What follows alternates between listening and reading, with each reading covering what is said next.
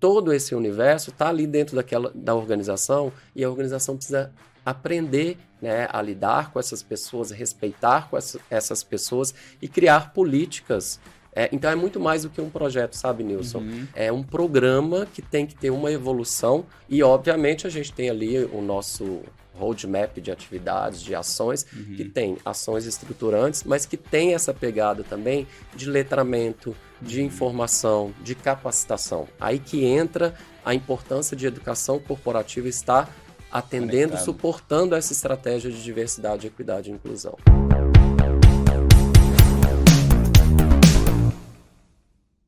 Seja bem-vindo ou bem-vinda a mais um RevoCast, o podcast da Revolução da Aprendizagem. Meu nome é Richard Show, sou fundador e CEO da Revo. E eu estou aqui com o meu co-apresentador e meu sócio, Nilson Figueiredo. Nilson, seja bem-vindo a mais um episódio. Muito obrigado, pessoal. Bom dia, boa tarde, boa noite, né? Qualquer hora que você esteja escutando. Muito animado aqui, pessoal, por mais um episódio do RevoCast. E hoje a gente tem uma surpresa, né, Richard? O que a gente aprontou aí? Um tema sensacional de explorar, mas aí eu não vou dar spoiler não, Richard, conta aí. O tema hoje é um dos temas do momento, o tema da vez. Só que assim, você que já está ouvindo o RevoCast, você percebe que esse aqui é um podcast um pouco diferente. Correto. É um podcast dos bastidores. E é um podcast, como nós aqui na Revo sempre fazemos, com metodologia. Então, como trabalhamos isso?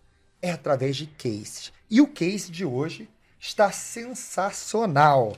Deixa até, puxa aí aquela voz de dramatização. O que a gente aprontou? Que case que a gente trouxe hoje? Vou até puxar o ar aqui para fazer voz de locutor, né? Nilson, e nosso ouvinte, todos nós sabemos, ou pelo menos deveríamos saber, da importância da diversidade. Mas muitas vezes a gente esquece ou ignora a palavra inclusão. Não adianta apenas contratar uma pessoa, mas precisamos aprender a como receber e respeitar. Não adianta apenas trazer se depois o colaborador sai, porque a organização não estava preparada para recebê-los. Então a gente precisa pensar muito nessa jornada e a experiência de todos os nossos colaboradores.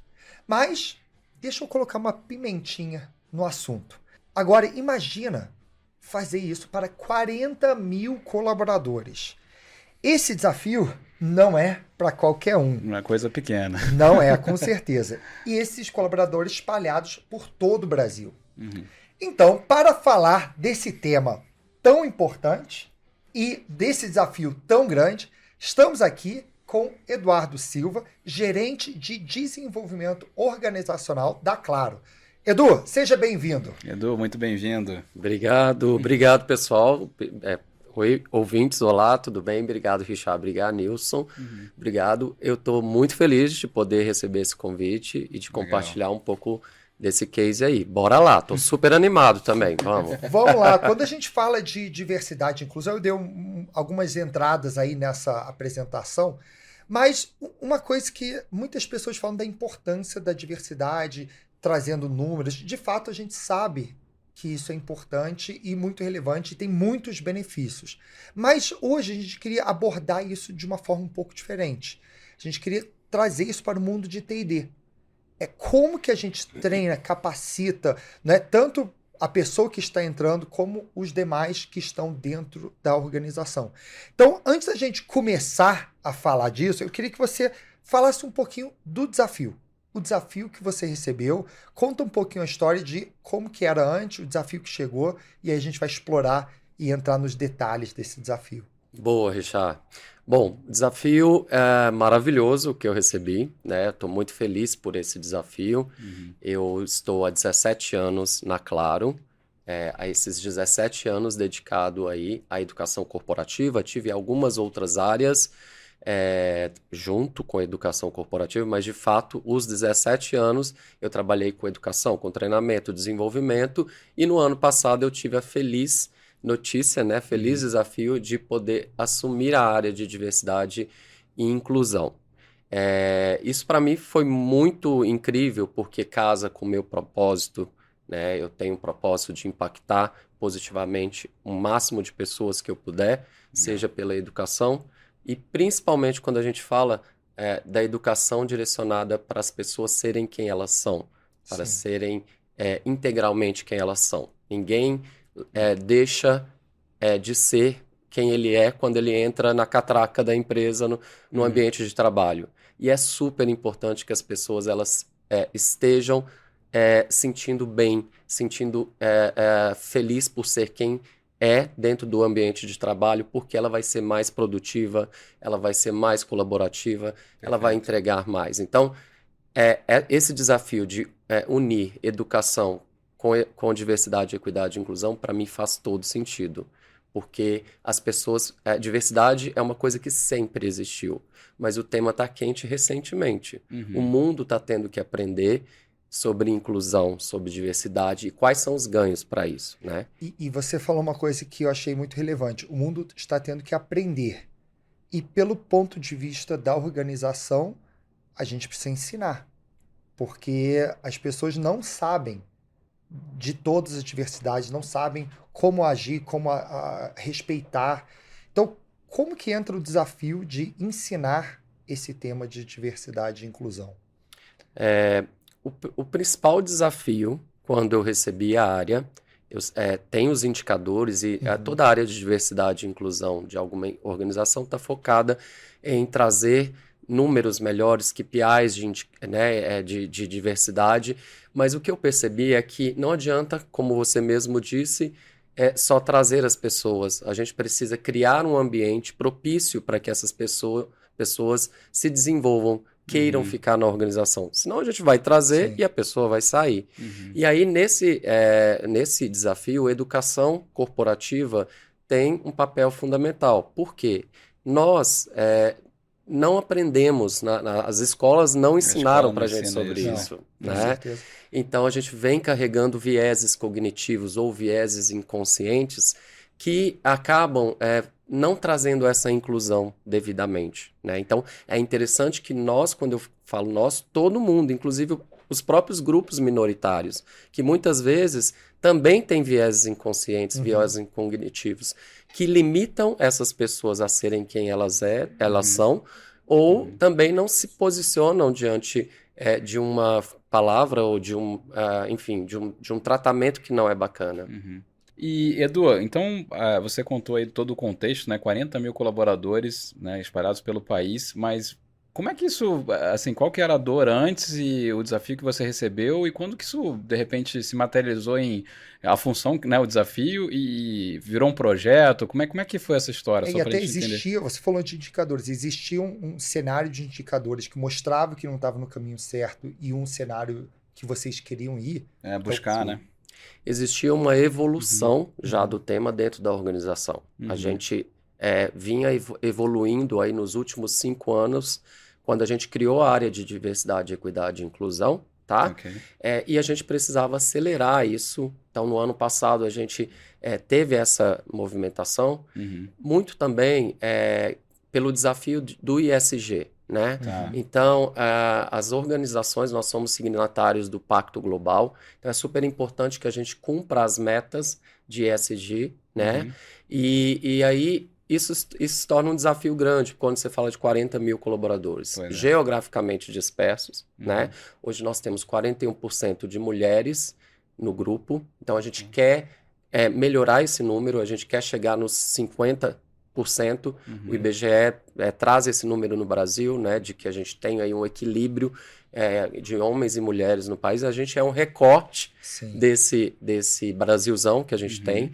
A gente quer melhorar o número de negros, a gente tem hoje 43% de negros na organização, também queremos chegar nos 50%. E não somente trazendo pessoas, mas também fazendo essas pessoas se desenvolverem na sua carreira e tendo mais mulheres em cargos de liderança, tendo mais negros em cargos de liderança. Temos hoje quase 1.600 pessoas com deficiência dentro da organização. Elas também precisam se desenvolver na sua carreira, elas também precisam ter o mesmo ponto de partida que os outros. Então, para isso é importante dar equipamento adequado para trabalhar, mapeamento arquitetônico é uma coisa que a gente está fazendo.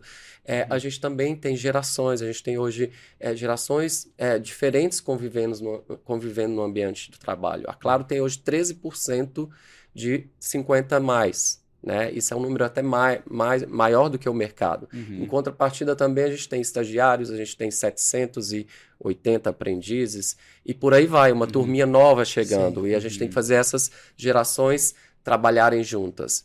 Então, quando a gente fala de todo esse universo, temos 7% de pessoas LGBTQIAP+, que se declaram, né, LGBTQIAP+. Então, todo esse universo está ali dentro da organização e a organização precisa aprender, né, a lidar com essas pessoas, a respeitar com essas pessoas e criar políticas. Então é muito mais do que um projeto, sabe, Nilson? É um programa que tem que ter uma evolução. E provavelmente ele é vivo, né? É uma coisa Vivo, Ele não orgânico, para nunca, né? totalmente orgânico, né? E obviamente a gente tem ali o nosso roadmap de atividades, de ações, que tem ações estruturantes, mas que tem essa pegada também de letramento, de informação, de capacitação. Aí que entra a importância de educação corporativa estar atendendo, Conectado. suportando essa estratégia de diversidade, equidade e inclusão. Isso eu achei bem interessante, porque normalmente diversidade, equidade e inclusão às vezes é um departamento isolado, né? E talvez não vai ter grande força. O que eu percebi no caso de vocês, você estava contando pra gente, que eu acho que é bem interessante para quem está ouvindo, é esse link, né, entre o programa de diversidade, equidade e inclusão com a educação corporativa, né? Eu acho bem interessante isso, porque você falou no final do dia, as pessoas precisam aprender. Isso. Acho que esse é o grande mote, né? Isso. E assim, faz total sentido botar um do lado do outro, porque né, é assim que a gente vai, de fato, ter essa equidade e inclusão. Agora vamos para o momento da virada. Vamos falar da solução. O que tem sido feito? Quais são as ações? Quais são os programas? Então a gente já falou um pouco da importância desse tema e como isso é estratégico. Agora vamos entrar um pouco na prática das ações do dia a dia. O que vocês estão fazendo para trazer essa diversidade e também capacitar as pessoas? Tá, eu vou dar um foco para as questões da educação, tá? Perfeito. Perfeito. Que é o viés aqui. A gente Perfeito. trabalha muito com T&D aqui. Bora. Então, o que a gente está fazendo? A gente está basicamente atendendo 3 públicos diferentes. Quando a gente pensa o desafio de educar, de capacitar, a gente tem a liderança, é um desses públicos, porque imagina, a liderança é o grande habilitador, o grande motivador da organização para as diferentes coisas. Então, essa liderança, ela precisa estar capacitada, devidamente capacitada. A gente tem que trabalhar principalmente vieses cognitivos ou inconscientes, porque essa liderança está liderando pessoas e times plurais. Então, esse é um desafio importante. Então, temos uma estratégia importante de capacitação da liderança. Tem um outro público, que são as pessoas que não pertencem aos grupos minoritários. Então, essas pessoas são os colaboradores que estão trabalhando ali ao lado dos seus colegas, né, de toda essa pluralidade. Eles também precisam entender a importância da inclusão, da diversidade, da equidade, para que a gente estimula, incentiva muito a colaboração dentro da organização. Como é que você pode colaborar com pessoas diferentes, diversas, se você não tem um mindset de inclusão, né, de respeito? Então, esse é um outro grupo. E o próprio grupo, né, os grupos minoritários, que acreditam, a gente acha que porque a pessoa pertence a um eixo de diversidade, ela já sabe tudo de diversidade. Não, inclusive as próprias pessoas dos eixos têm vieses cognitivos e precisam aprender sobre isso. Então, quando a gente começou a fazer as ações de capacitação, de desenvolvimento, a gente se deparou com uma coisa muito interessante, né? A própria pessoa falando, eu nunca li sobre isso, eu não sei como lidar com uma situação dessa. Então, ou seja, na verdade, os 40 mil colaboradores fazem parte do grande desafio que temos. Até porque, por exemplo, um PCD, ele pode ser homem ou mulher. Se for homem ou mulher, ele está dentro do grupo ou não. Uma mulher pode ser branca que não está incluído em outro grupo. Então, é difícil você ter alguém que conheça bem a fundo os 5 ou 6 temas de diversidade. Sim, a gente chama de interseccionalidade, Sim. né? Então, às vezes, a gente vai ter numa mesma pessoa, no mesmo indivíduo, diferentes eixos ali, o que a gente chama de eixos de diversidade, que hoje a gente trabalha gerações, PCDs, pessoas com deficiências, equidade racial, equidade de gênero, LGBTQIAP+. Então, às vezes vai acontecer de você ter essa interseccionalidade. Isso é super importante e, como você mesmo disse, todo mundo precisa conhecer sobre todos esses. Sim. E vamos entrar um pouco nas ações e os programas que estão sendo desenvolvidos. Então, a gente falou um pouco dos 3 públicos e o que é feito em termos de trabalhar esses públicos. Então, nossa estratégia, ela vem bebendo da fonte do nosso modelo de educação corporativa. Legal. O nosso modelo de educação corporativa, na Claro, a gente trabalha 3 esferas importantes para desenvolver nossos programas de educação, tendo no centro o aluno, tá? Tendo no centro o colaborador. Então, tudo que a gente vai fazer de educação, de capacitação, a gente co-constrói com o público-alvo.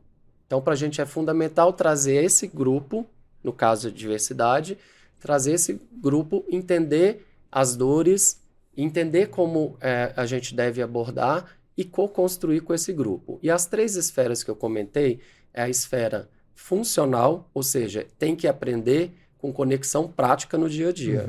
É muito apegado à estrutura do que vocês trazem aqui para o podcast. Legal. Trazer cases práticos. Então, a gente vai trabalhar um treinamento de vieses cognitivos com situações práticas do dia a dia, tá? A outra esfera está no emocional. A esfera emocional ela é super importante. Por quê? Um treinamento ele não pode ser somente trazer conteúdo e cases práticos. Ele tem que trazer a questão do sentimento de evolução. Então, como é que nas nossas práticas ali de capacitação a gente consegue fazer com que a pessoa sinta que ela está aprendendo algo novo, que ela está se tornando uma pessoa melhor e eu digo mais, está trazendo um propósito ali, buscando ali uma conexão daquele indivíduo com a capacitação, com o que está sendo dito. E a terceira e última e não menos importante esfera é a social. As pessoas precisam aprender umas com as outras, né? Trazendo o seu pré-conhecimento ali, trazendo as suas dores, porque às vezes a dor de um é a dor do outro. Então, a gente trazendo o funcional, o emocional e o social, a gente acaba tendo uma estratégia muito bacana que casa com qualquer treinamento técnico, funcional, comportamental ou não, mas também os treinamentos de diversidade. E eu gostei muito dessas 3 esferas, porque quando a gente fala de educação, o objetivo não é entregar conteúdo. O objetivo principal é ter a mudança de comportamento. Então, se a gente quer apenas entregar um conteúdo, basta um PDF. Né? Se a gente apenas quer entregar conteúdo, basta uma videoaula de alguém em estúdio lendo tudo que a pessoa tem que ler. Só que se de fato a gente quer provocar essa mudança de comportamento, a gente precisa sim trazer cases, precisa sim pensar, né, como você falou, no social, da dor do outro, e nesse emocional também. Então eu gostei muito disso, porque isso entra muito no que nós aqui na Revo acreditamos que é a base da nossa metodologia, que tem esse objetivo de transformar e mudar comportamento. Perfeito, casa super. Muito legal você trazer isso, Richard, porque o grande desafio das organizações, e principalmente o desafio da Claro, não é bater cota de pessoas com deficiência ou cota de aprendiz. É definitivamente impactar positivamente a vida dessas pessoas. E o que é a organização e o que a gente, o mundo precisa fazer? Se transformar para ser mais inclusivo, para respeitar as diferenças, né? Quando eu assumi a área chamava diversidade e inclusão. E aí eu fiz uma provocação. Vamos colocar diversidade, equidade e inclusão. Equidade foi você que trouxe. Sim, eu que trouxe. Por quê? Isso a gente começa a fazer a mudança por aí, já com o nome da área. Equidade é um fator importantíssimo. Às vezes a diversidade é um fato, a inclusão é uma escolha. Tá? Perfeito. Você tem uma frase aí que você fala muito. Eu adoro usar a frase da VP de inclusão do Netflix, que é: diversidade é chamar para festa, inclusão é chamar para dançar. Legal. Então, tem uma equidade no meio aí, porque as pessoas não têm o mesmo ponto de partida. Perfeito. Entendeu? uma pessoa preta, um negro, Uhum. ele tem as mesmas condições que um branco, de condições escolares de formação, Uhum. né? Sim. A gente tem que estar atento a isso e dar o mesmo ponto de partida. Então, o desafio de uma área de diversidade, equidade e inclusão de uma organização, ele passa muito mais a criar essas políticas ou esses programas que vão trazer as pessoas para o mesmo ponto de partida. A pessoa com deficiência precisa ter o mesmo ponto de partida de uma pessoa que não é um PCD. Uhum. Pois é, não adianta você querer cumprir critérios de diversidade, por exemplo, se você exige que a pessoa venha de uma universidade de elite, de uma federal, e tem que falar 3 idiomas, você cria tantos critérios para entrada O recrutamento que- já não está sendo que- inclusivo, né? que Nesse caso que você está dizendo. e muitas vezes Uhum. não existe, vamos dizer, o preconceito, é que o candidato não consegue chegar. Uhum. Então, e quando a gente traz isso para dentro da organização, quando ele já é um colaborador, a gente tem que pensar isso em formas de aprender. Uhum. Então, se eu trago uma forma de aprendizagem, uma metodologia que vai ser muito baseada em texto, será que todas as pessoas conseguem ter uma compreensão e uma capacidade de leitura tão afinada, ou até a linguagem que você usa? Então, você tem que pensar, ainda mais numa esfera de 40 mil pessoas. Uhum. Você Pensar em todas precisa essas coisas, né? pensar em estilos de aprendizagem diferentes, em metodologias, métodos diferentes. Então, realmente, isso tudo faz parte da diversidade. O que eu acho que é um grande insight para quem está ouvindo a gente, que você traz aqui, muito. A gente escuta muita gente falar diversidade, né? Quando você fala, esse tema está em alta, é tudo diversidade. Eu percebo que você tem uma preocupação muito pro depois. Você até usou uma frase agora que eu adorei, assim, diversidade já é um fato. Ela já é um fato, né? Correto. Inclusão é uma escolha. Inclusão é uma escolha. Então, olha quão poderosa é essa sua frase, por isso que eu queria destacar. Porque a gente vê todo mundo falando da importância da diversidade. É importante, importante, mas como fazer? E aí, pelo que eu estou te escutando, é muito nessa linha você já colocou a palavra equidade e toda essa preocupação em trazer, novamente você falando, né, o ponto de partida ser igual, né, para que realmente haja a inclusão, né? Isso. Nilson, isso é tão real, tão Uhum. verdade. Então, assim, quando a gente pensa em o que a gente tem que fazer para mudar, virar esse jogo, transformar, a gente tem que olhar para a jornada do colaborador. Perfeito. Isso é o que toda a área de recursos humanos, capital humano, enfim, Uhum. tem que fazer em Uhum. todas as suas práticas. Uhum. Não é diferente em diversidade, equidade e inclusão. Uhum. Então, a questão que você trouxe da seleção, eu preciso trabalhar, a gente está com um programa de capacitar 100% dos nossos recrutadores e consultorias terceiras de seleção em vieses cognitivos. Por quê? Essas pessoas precisam fazer entrevistas sem vieses. Sim. A questão dos critérios de seleção, como você bem trouxe, né? Como é que a gente vai tirando esses critérios que acabam atendendo a... Enviesando um certo grupo, né? Isso. Então, isso é uma etapa da jornada. Depois que eu trago, como é que é o onboarding dessas pessoas? Será que eu estou fazendo um onboarding inclusivo para pessoas com deficiência? Sim. Né? Será que eu estou tomando cuidado de, durante o onboarding, trazer ali um conteúdo importante sobre diversidade para todo mundo que está entrando, para que ele já entre com uma cultura de que a Claro ela tem um dos valores que é pessoas. Um dos statements desse valor pessoas é a diversidade nos complementa e nos fortalece. Um colaborador, um novo colaborador que entra na organização, ele já precisa saber isso desde já. Então, meu programa de onboarding precisa prever isso. E aí, durante toda a jornada, quem está sendo promovido? Que ponto de partida a gente está dando para as pessoas se desenvolverem e crescerem dentro da organização? Então, sim, eu preciso promover programas de potencializar competências para pessoas e grupos minoritários, sim, para que a gente tenha mesmo ponto de partida, né? O olhar para quem... como é que está o indicador de liderança nosso? Quantas mulheres temos? Quantos negros temos? Quantas pessoas com deficiência? Então, e até no momento do offboarding. Como é que essas pessoas estão saindo? Elas estão saindo com uma imagem positiva da organização?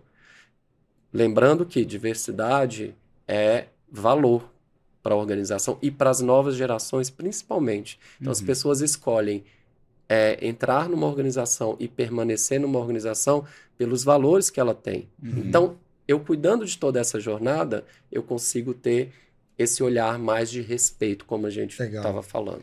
E entrando um pouco nos formatos, na hora de capacitar, imagino que você vai ter muita coisa online, coisas presenciais. Como que você escolhe esses formatos? Como que você administra essa trilha para atingir todo mundo? Legal. Essa questão dos formatos, eu sempre falo com o meu time ali. Não existe formato certo para coisa, para cada coisa. Eu acho que o grande segredo é você mesclar, né, variar formatos numa entrega, numa solução de educação. Então, como nos demais projetos de educação, a gente utiliza muito do online assíncrono, combinado com síncrono. Então, a gente adora fazer algum conteúdo assíncrono e ter sessões de download, né? A gente chama download session lá. Para quê? Para que as pessoas discutam o que aprenderam ali, fazer uma sala de aula invertida, muito debriefing, bacana. né? Debriefing. A gente está utilizando muito a questão de workshops síncronos, a gente tem 40 mil colaboradores, então não dá para fazer presencial sempre, mas em alguns momentos, vamos fazer um treinamento de vieses cognitivos para alta liderança, por que não presencial, para a gente conseguir impactar mais positivamente aquele grupo que gosta de discutir, que quer entender conexão daquilo com o negócio. Então, assim, não tem formato correto. Eu acho que é legal lançar mão do híbrido de formatos, de uma mescla de formatos. Isso é uma crença que eu tenho e que eu acho que funciona super bem. E vamos agora para os momentos bastidores. Eu queria explorar um pouco os desafios que você teve. Aqueles desafios que ninguém fala. Na hora que você vai lançar um projeto, deu errado. As barreiras que você encontrou. O que você pode contar um pouco desses bastidores do desafio que você tem? Olha, eu adoro isso, tá, gente? Porque quando a gente está vendo case, palestra, num evento, a gente só vê as coisas boas, né? Tudo deu certo, só sucesso, né? E a gente aprende mais com os erros, né? Então, muito boa a sua pergunta, Richard. Olha, eu acho que um grande desafio que a gente encontra nisso tudo é o tal do no-show. Já ouviram falar disso? Sim. Acho que os nossos ouvintes também. O no-show, ele vem sendo um desafio pra gente. Tá? É raro, mas acontece? É raro, mas acontece, principalmente para públicos de liderança. Então, quando a gente começou a trazer, por exemplo, a gente tem um programa de capacitação que chama Liderança Inclusiva, onde a gente pega todos os líderes que têm, por exemplo, líderes de pessoas com deficiência. Então, quando esse líder recebe uma pessoa com deficiência no time, ele recebe toda uma orientação de como liderar pessoas com deficiência. E a gente, ao longo dessa jornada dele com a pessoa com deficiência, a gente tem outros eventos da liderança inclusiva. E liderança é difícil você trazer para a sala de aula, é difícil você trazer para adesão e conclusão do curso. Né? Então, a gente tinha ali e tem um desafio grande de no-show. E como que a gente está fazendo para resolver isso? Né? Então, no primeiro workshop que a gente fez, a gente tinha lá 48% de no-show. Né? E aí aquela... banho de água fria. Aquele desânimo, aquela frustração toda. E meu time, poxa, nossa, a gente convidou muita gente, só veio... Né? Você tem que ir trabalhando a necessidade, e eu falo que assim, existe uma grande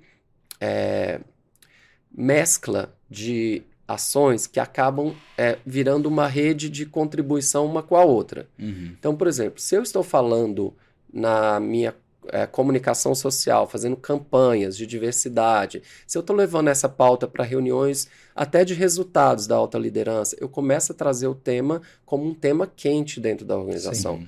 Então, quando o líder recebe um convite para um treinamento liderança inclusiva, ele já começa, opa, peraí, deixa eu ir, que isso aqui é importante. Então, você tem que criar essas outras ferramentas contribuindo a favor das suas ações de educação. Só que eu fico pensando, será que o líder, ele às vezes reconhece que é importante, mas ele deve pensar, mas eu já sei. Já respeito a diversidade, eu já sei. Isso eu não preciso. Já respeito as diferenças. Como que você lida para quebrar um pouco esse paradigma dele achar que ele sabe tudo? Olha, eu acho que uma resposta muito boa para isso é os que assistem saem de lá. A gente tem um NPS de 90 e poucos, 93%, 94%. Ou seja, as pessoas que vão, os líderes que vão, recomendam firmemente, fortemente para outros líderes que façam esse treinamento. Então esse é um bom insight para você que está ouvindo. Se você está precisando engajar e reduzir esse no-show, traz os líderes que participaram e gostaram E dá um depoimento. para Né? dar o depoimento e atrair. É isso aí. Então a gente pega, grava um vídeo com esse líder, falando da importância que o treinamento foi. A gente vem fazendo um trabalho também forte com as nossas consultoras internas de RH, as business partners. Elas têm que trazer esse tema ali como importância e fazer um trabalho muito necessário com a alta liderança. Se a alta liderança compra, ela vai fazer isso se desdobrar, vai fazer isso acontecer na prática. E você transforma esse treinamento em obrigatório? Então, a gente tem treinamentos obrigatórios, a gente tem usado esse termo para os treinamentos que são treinamentos legais, que são regulatórios, tá? E a gente vem fazendo um trabalho de tipo assim, a gente não está chamando de obrigatório, mas a gente está convidando gentilmente que a pessoa participe. É altamente recomendado. Altamente recomendável. Então, sim, a gente vem adotando isso. Agora, esse ano, a gente tem um plano, um roadmap muito importante que vai acionar essas altas lideranças para que a gente tenha exatamente uma mudança em relação ao no-show. Tá? O que a gente percebe é que se você tem um engajamento da alta liderança, né, se você consegue esse patrocínio, vamos colocar assim, acho que metade do caminho dessa parte de engajamento já fica resolvida, né? Porque como você bem colocou, já vai desdobrando ali para o time a importância e vem tendo a relevância, né? Mas eu queria até aproveitar, o Richard perguntou das barreiras, né? O que foi de dificuldade e tudo mais, mas teve alguma coisa, eu vou inverter aqui, né?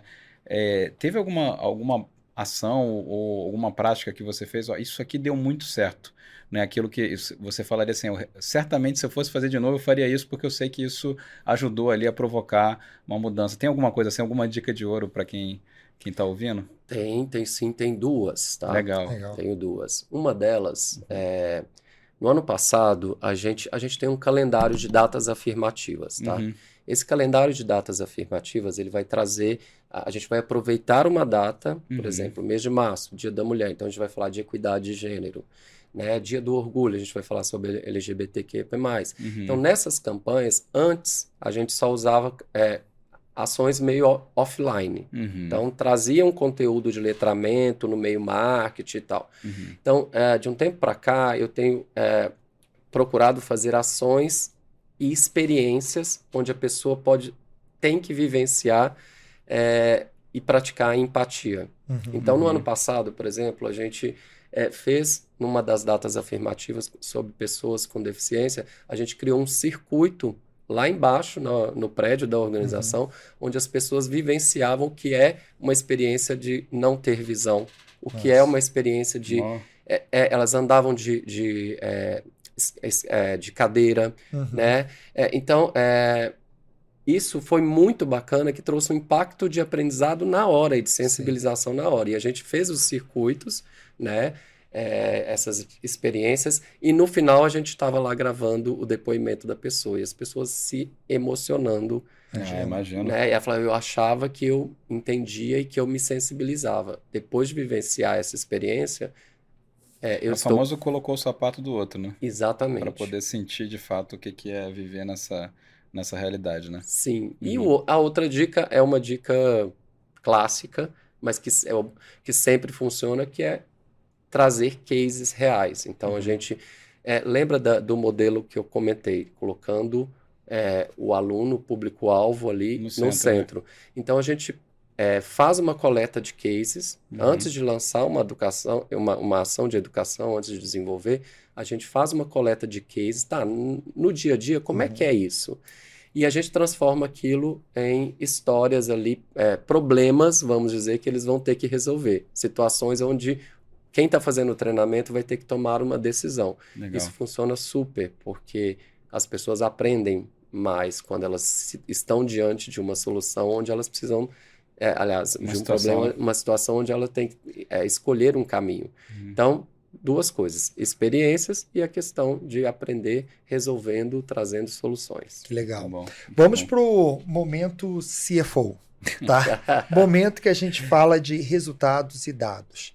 Você consegue trazer quais indicadores e mudanças que aconteceram dentro da organização a partir desse programa? Eu sei que ele é um programa vivo e nunca vai parar, mas o que vocês medem? Como que você sabe se de fato está tendo sucesso ou não? Tá. Essa é uma ótima pergunta. O pessoal de RH fica tremendo na hora né, dessa pergunta, porque a gente é de humanas, mas vamos lá, a gente está cada vez mais lançando mão aí de indicadores, a gente sabe que isso é super importante, mas uma coisa que tem ajudado muito é você conectar as ações com NPS. Eu gosto muito disso. Como a gente trabalha a experiência do aprendiz, a experiência do aluno no nosso modelo, então entender como é que ele saiu dessa experiência é super importante. Então a gente aplica muito o NPS, isso é um termômetro para entender se a gente foi bem naquela ação. E nesse caso, como é uma mudança de cultura, a gente não faz do dia para a noite, sabe, Richard? Então a gente está acompanhando os próprios indicadores de o quanto a gente está aumentando os nossos indicadores nos diferentes eixos, né? Então eu tenho mais mulheres, eu estou diminuindo a saída de mulheres, de negros, eu estou melhorando nas percepções, nas pesquisas de clima, como é que está essa questão, e aí eu tenho um dado ótimo para dar para vocês, né? A gente fez agora em novembro a pesquisa de GPTW, e dentre as top 10 ali, questões que ficaram com melhor nota, 4 delas estão relacionadas à diversidade. Que legal. As pessoas se sentirem incluídas, as pessoas podendo ser quem elas são. Isso pra gente é fantástico, é um indicador muito bom. Imagina o orgulho do Edu com esse propósito que ele tem, né? Poxa. Ganhando forma aí, né? Sim. E transformando em números. Porque muitas vezes a gente vai falar qual o ROI do programa de diversidade. Às vezes você não consegue botar um número financeiro. Mas quando você vai para o ROE, que é o retorno da expectativa, você consegue sim. Você falou vários indicadores como INPS, pesquisa de clima, Great Place to Work. Tem várias questões aí que você consegue, de fato, medir. E redução de turnover é mais um. Sim. Alguns outros estruturais também. Tipo, quantos candidatos eu tenho dos grupos minoritários participando de processos seletivos. Legal esse, hein? Esse aí é até um destaque, né? Sim. A gente criou um BI, Nilson, específico de diversidade, equidade e inclusão. Então, hoje eu tenho um BI que me mostra todos os KPIs, todos os indicadores relacionados aos diferentes eixos que eu comentei com vocês. Né? Então, isso ajuda a tomada de decisão estratégica, isso ajuda a gente entender se a gente deve continuar, manter ou parar algum tipo de ação. Então, a gente se baseia muito em dados para criar as nossas estratégias. Isso que, para mim, é o que mais fala de resultado e impacto de aprendizagem. É saber que programas como diversidade, equidade e inclusão é importante pela sociedade, por tudo que a gente vive, pelo momento, mas mais importante, a gente consegue medir. Você consegue trazer números, você consegue criar um BI de indicadores e mostrar o antes e depois do programa. Porque nós que trabalhamos na área de humanas, de RH, a gente sabe a importância, mas às vezes a pessoa acima, que toma uma decisão de investir ou não, ele precisa de dados. Sim. E aí eu adorei esse BI de indicadores, que eu acho que ajuda a convencer muito a liderança. Esse BI é um BI muito rico. A gente teve a ajuda de uma squad no RH nosso, uma squad de People Analytics. Então a gente ficou lá trabalhando junto com eles para levantar todas essas informações. Então a gente vê tudo, turnover, admitidos, desligados, dentro dos eixos, sabe? Tempo, em quanto tempo as pessoas desses grupos minoritários estão ficando dentro da organização. A gente tem o offboarding, a gente tem uma pesquisa de offboarding dentro lá da Claro, e a gente faz um recorte para esses grupos. Então, o que está fazendo as pessoas tomarem a decisão de sair da organização? Então, isso é super importante, saber por que nossas mulheres estão saindo, né? Nossos negros estão saindo. Isso ajuda a gente a refletir, a impactar naquela jornada que eu comentei com vocês. Então, assim, tem a pesquisa de offboarding, tem a pesquisa de onboarding e também tem a pesquisa da journey, que é durante a participação, desse colaborador dentro da organização, durante a história dele, como é que ele está se sentindo. Então, usar esses indicadores ajuda a gente a tomar decisões e propor soluções mais efetivas. Que legal, que legal. Vamos para o nosso momento revolução da aprendizagem. Vamos falar um pouquinho de tendência e o que vem por aí no programa. No caso, o que você está liderando e tendências de aprendizagem em geral. O que você vê aí, o futuro da aprendizagem? Olha, eu sou um cara que gosta muito de estudar tendências, né? Eu conecto muito o desafio de educação aos desafios de habilidades que a gente vê de futuro, né? O Fórum Econômico Mundial, todo mundo bebe dessa fonte, a gente bebe dessa fonte, a gente percebe que lá, para 2025, por exemplo, pensamento crítico é muito importante, flexibilidade é muito importante. Então, por quê? Porque a gente está num momento de muita mudança. Sim. E essa questão da diversidade, ela traz essa necessidade de mudança em todos os sentidos. Sim. Né? Então, as organizações estão tendo que... o ISG, ele traz essa necessidade importante. Então, para a gente ter soluções de educação, ter soluções que trabalham o pensamento crítico, que trabalham o apetite para mudanças, né? Eu acho que essa é a grande provocação, tá? E para trabalhar esse tipo de competência, não tem como ser só um treinamento que vai trazer conceito, que vai trazer, né, informação. Ele precisa, de fato, fazer as pessoas pararem, pensarem, para pensar sobre o que está sendo falado ali. Né? E é engraçado com a inteligência artificial hoje em dia, ChatGPT, criar conteúdo, entregar conteúdo é muito fácil. Então, o que a gente sempre fala, e qualquer programa da Revo, eu acho que é isso porque a gente acaba se destacando muito a metodologia, porque a gente fala o seguinte, um programa de treinamento não pode ser um leitor de ChatGPT. Não é? O que você deve fazer, o que você não deveria fazer. O ChatGPT responde isso. Se você pedir para conceituar qualquer coisa, qualquer tema, ele vai fazer uma redação ali pronta para você, né? Então, agora, como muda comportamentos, né? E aí você fala muito dessas competências e habilidades. Deixa eu ir para uma pergunta que a gente sempre faz em todos os nossos episódios. Uma pergunta profunda, tá, Edu? Opa, ai. A pergunta é a seguinte. Solta. Para você, o que significa a revolução da aprendizagem? Para mim, que pergunta, hein? Poxa. A vantagem é que não tem uma resposta certa. Tem uma filosófica aqui. Né? O que é revolução da aprendizagem para você?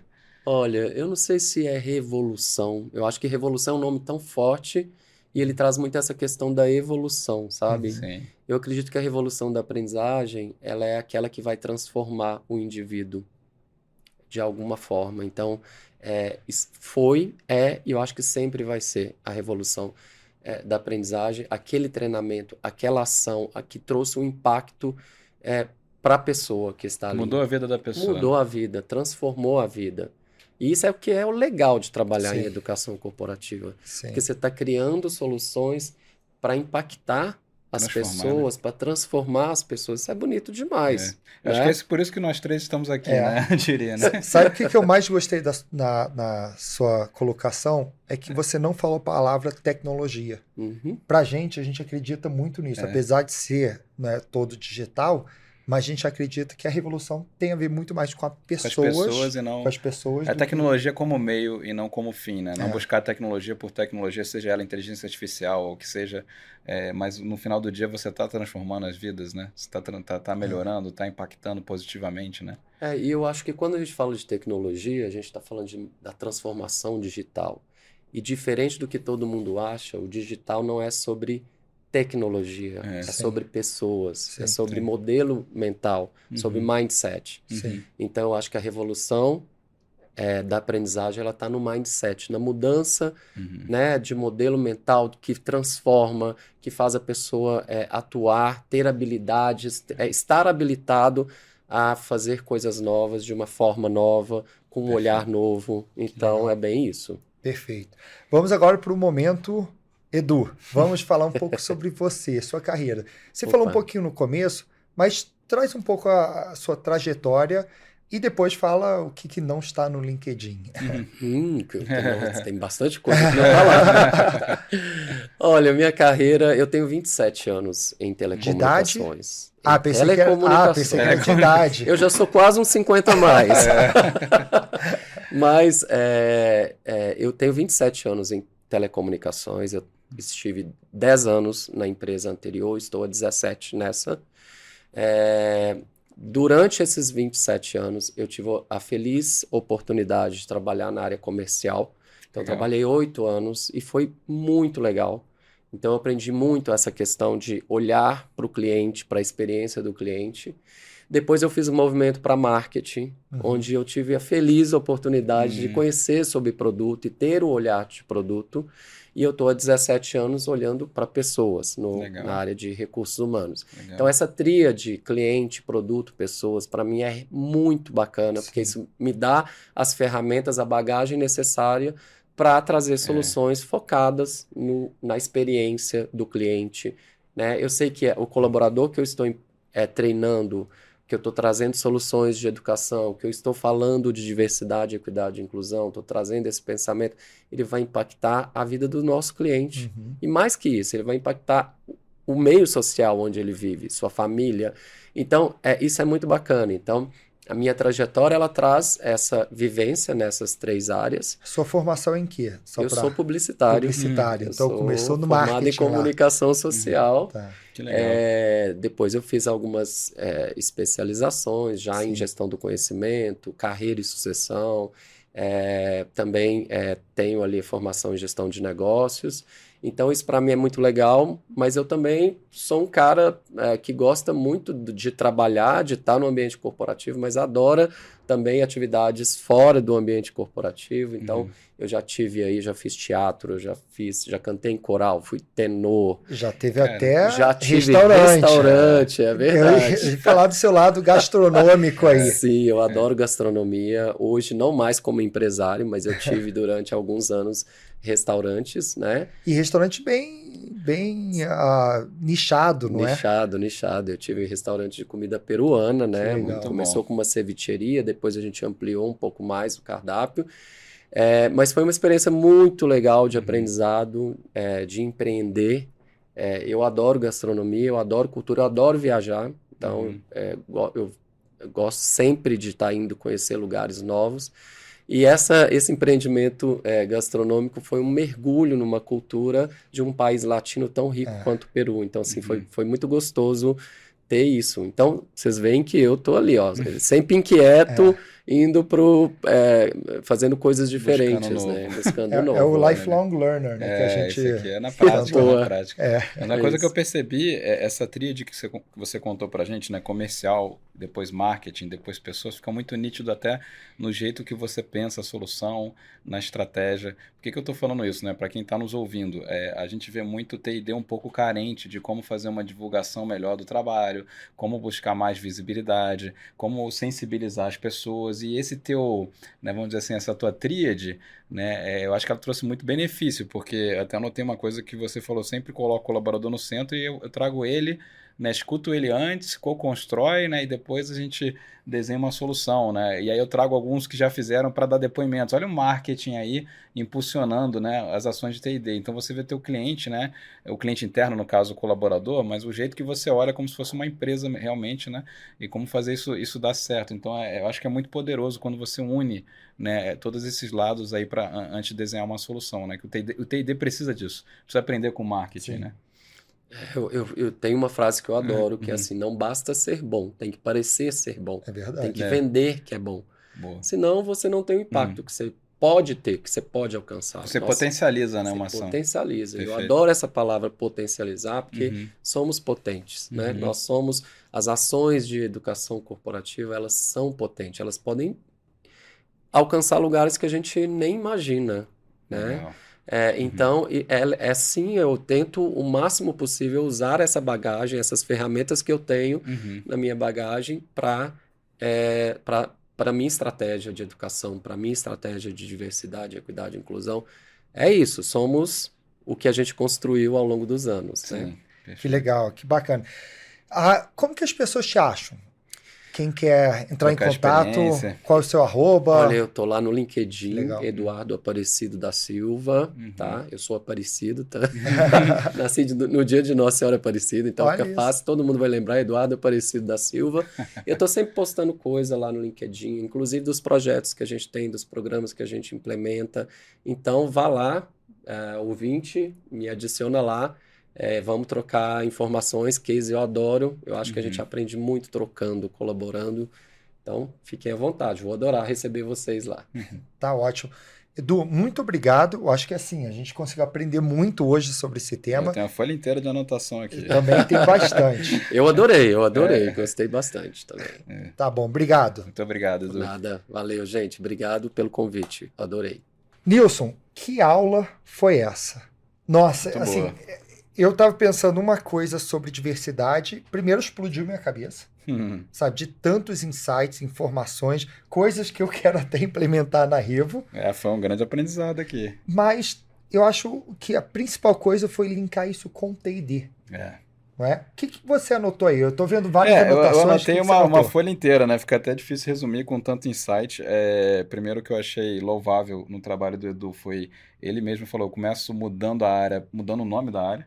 Sim. Então ele achou ali que precisava colocar equidade no nome da área, então isso me marcou. Para você ver que ele já está pensando à frente. Agora, eu anotei bastante coisa, né? Ele falou muito do colaborador, o aluno no centro, de co-construir as soluções antes de você imaginar sozinho enquanto TI&D como que a pessoa deve receber. Deixa eu escutar quais são as dores, né? Vai até ponto, constrói isso no formato de case. Exato, né? Uma frase que me marcou também, que eu tomei nota, não existe formato certo. Né, existe o que cada público precisa. Então, essa preocupação, né, do formato também conversar com aquela pessoa falou muito sobre o ponto de partida, né, deixar todo mundo com o mesmo ponto de partida. Então, isso se traduzir também até na escolha dos formatos que você usa para chegar no time. Gostei muito que ele usou para o curso de liderança inclusiva, né? O uso de depoimentos, né, para engajar os líderes, para aquele 48% no show. Como é que eu engajo os líderes? Eu anotei essa parte do no show alto. É. Isso aí é um desafio que é real. Então, você que está ouvindo acha que só acontece com você, de fato é um desafio do mundo de hoje. Desafio de todo mundo, né? E as táticas de sensibilização me marcou muito, Richard, aquele ponto onde para sentir o que o outro sente, eu até falei a frase, né? Colocar o sapato do outro. Sim. E buscar empatia, o fato dele ter feito pessoas, né, quase que vivenciarem ali na pele mesmo o que é, né, andar de cadeira de rodas, o que é deficiência visual, e você sentir a pessoa depois sair emocionada, falar, eu achava que eu sabia como era, né? E aí ela viveu na pele, aí, isso é uma tática de sensibilização assim, que eu achei fantástica. E depois a aula que ele deu com os números, né? Então, assim, se a pessoa é de um grupo minoritário e está saindo por quê? Como é que eu transformo isso em indicador? KPI? Tempo que cada público ficou. Que entra no BI, indicadores e People Analytics. Exato. E um que marcou aqui também, que talvez eu não imaginava assim, que pudesse chegar nesse nível, mas eu achei bem interessante. Quantidade de candidatos de grupos minoritários que estão participando do processo seletivo. Ou seja, não é nem a pessoa que foi contratada. Né? Antes disso, né? No recrutamento... É o que eu falei da igualdade e diversidade de diplomas. Porque se você coloca uma barreira muito alta para entrar, você não vai conseguir Você já não atrair. vai não vai nem permitir com que o grupo minoritário participe, né? Então, assim, enfim, poderia ficar falando aqui mais meia hora, mas assim, anotei bastante coisa. Esses foram os insights principais aí que eu peguei. Um outro que eu anotei aqui são os 3 grupos, né? Ter trilhas de jornadas diferentes para cada grupo.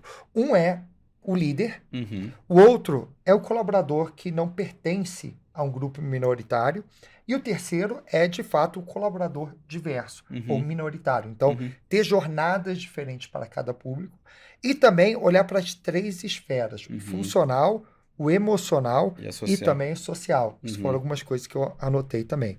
Muito bom. Como falei, uma verdadeira aula. E o que eu achei legal aqui, Richard, que a gente não ficou falando só a gente pegou a diversidade, mas trouxe o próximo passo, né? Sim. E uma frase que me marcou que o Edu falou, diversidade já é um fato. É verdade. Né? Quero ver incluir, né? O famoso convidar para a festa você já convidou, quero ver chamar para dançar. Exatamente. Fiquei com essa provocação aqui, muito boa.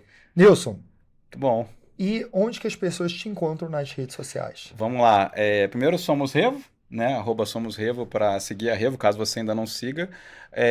Instagram, @nil_figueiredo ou Nilson Figueiredo no LinkedIn. Legal. E espero que você já me siga também, tanto no LinkedIn quanto no Instagram, @RichardoShowa.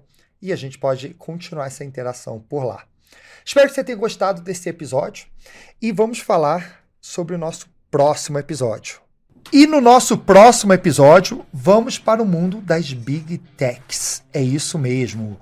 Vamos trazer um convidado super especial que já trabalhou em algumas Big Techs, como Google, TikTok, e tem uma experiência fantástica como Head de T&D e precisou implementar um programa de T&D do zero numa empresa que está crescendo absurdamente. Não perca o próximo episódio. Estaremos com o Bruno Pegoraro, que já foi Head de treinamento de algumas empresas aí desse setor. Então, espero você nesse próximo episódio.